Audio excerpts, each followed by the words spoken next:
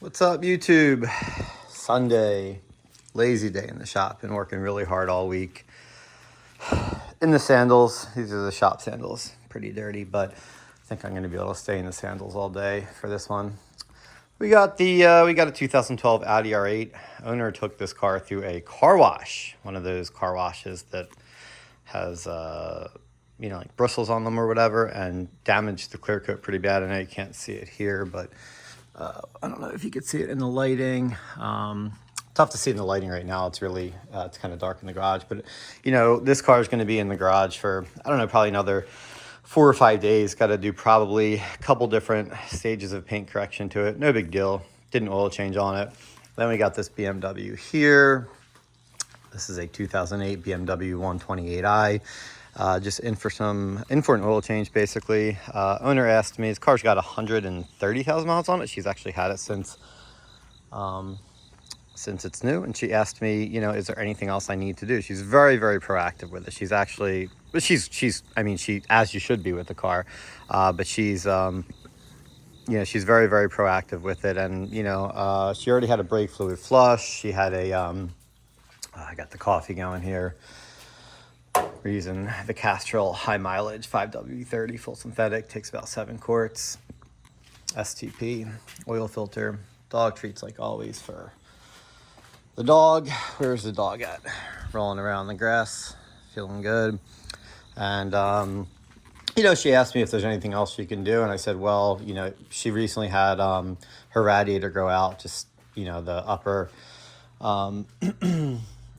upper, where the upper hose attaches, it's plastic, and it just basically broke off. So we did a radiator on it. So obviously we put new coolant in it.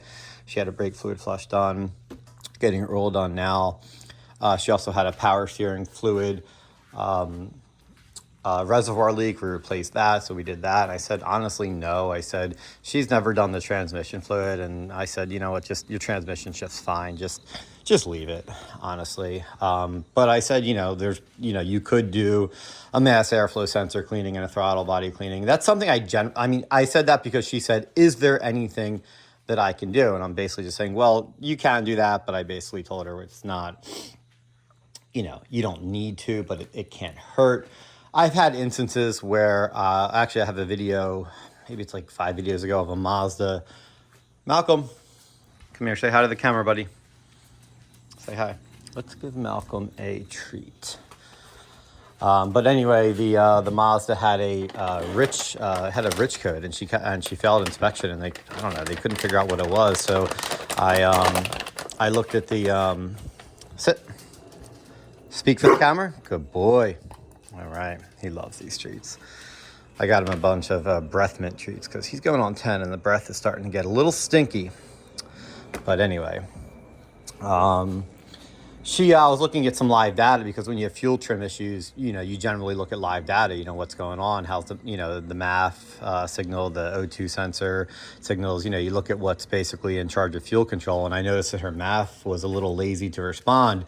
So I just sprayed a little bit of brake clean in there just to, see what was going on. It definitely was slow to respond. If you understand how mass airflow sensors work, you'll kind of, I'm just kind of going back and forth in the garage here.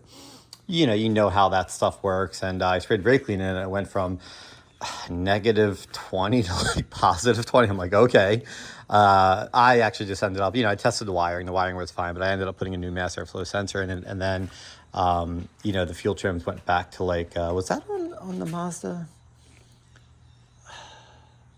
It had wideband sensors in it. The fuel trims went back to almost perfect. They were within 2% of each other. So, the mass airflow sensor was the issue there. So if I have, if I have a car that has fuel trim issues, and I look at some live data, and I see that the MAF is, lazy to respond, or let's say I go over everything else and everything looks good, then I will go to the mass airflow sensor, throttle body, stuff like that. So this is just, she's not having any issues. She just said, is there anything else I can do? And, I said, well, you could do this. I explained it to her, and she said, yeah, do it. I don't charge much for that. It's like $50 each.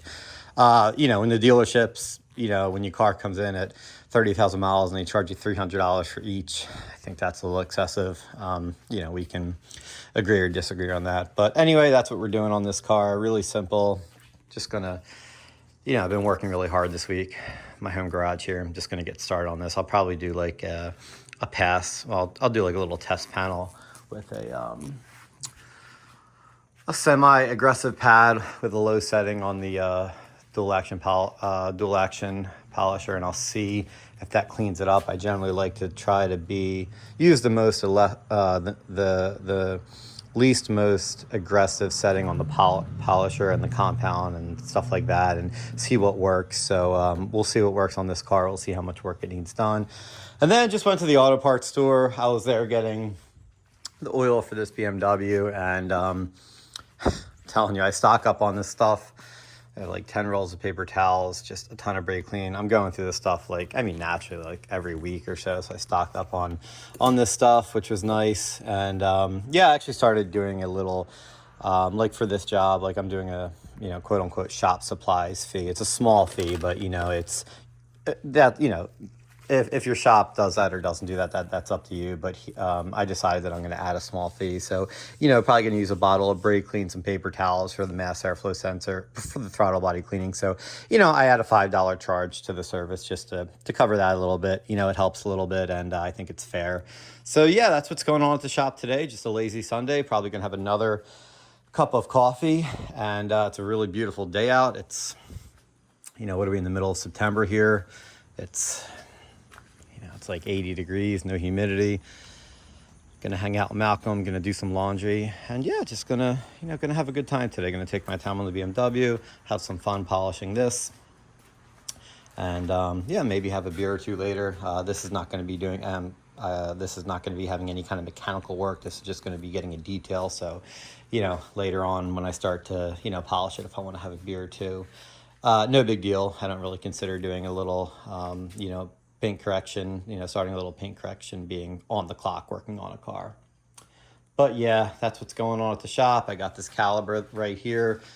I had a Mazda 3 with 250,000 miles on it that I did a master cylinder, I did a brake booster, I did a caliber, I did a hose, I did like everything. And then I left it off with the master cylinder almost full, and she said that her brake switch came on. It was an indicator that the fluid was low. So she took a video of it, and it was probably like a quarter. I remember where I left it off. It was probably like maybe a half of inch low. So I knew it was a very, very small leak. I ended up going to checking everything. Obviously, I opened up the whole system, checking my work at the master cylinder, all that stuff, and everything was good. And then I ended up finding the bleeder on the left rear caliber had a very, very, very small dribble to it. And that would make sense. A super small dribble over the course of 2 weeks is going to be a little bit of brake fluid out of the reservoir. So we ended up replacing that. I actually took out the bleeder, and it was just completely stripped. Was not my doing. It just was like that. I don't know the last person to do that caliber. The car's got 250,000 miles on it, but we fixed that, no problem. Then I don't think we got any new tools this week. Did I get anything this week? Oh, I got some 1/2-inch extensions. I've been using these wobble 1/2-inch extensions, and especially on the when I'm torquing things down, that I can't really get a torquing things down with that, like suspension bolts with this 1/2-inch torque wrench. I actually broke one of my a smaller one of these. And when you're putting like 150 when you're putting like 150 foot-pounds of torque on something and it snaps, it could be a pretty dangerous situation for you. I actually took off my fingernail not too long ago trying to do something similar. I got these Astro pneumatic magnetic spark plugs too. Don't really know how I feel about them. I really like just the old school kind of boot style plugs, but I did use these, and they were really nice to work with. So yeah, that's about it. That's what's going on in the shop today. Just going to take it slow. Going to get these cars done. Going to do some housework. Going to get ready for the week. So yeah, just figured I'd do a little what's going on in the shop today, this week. Little video like that. So I will catch you guys on the next one.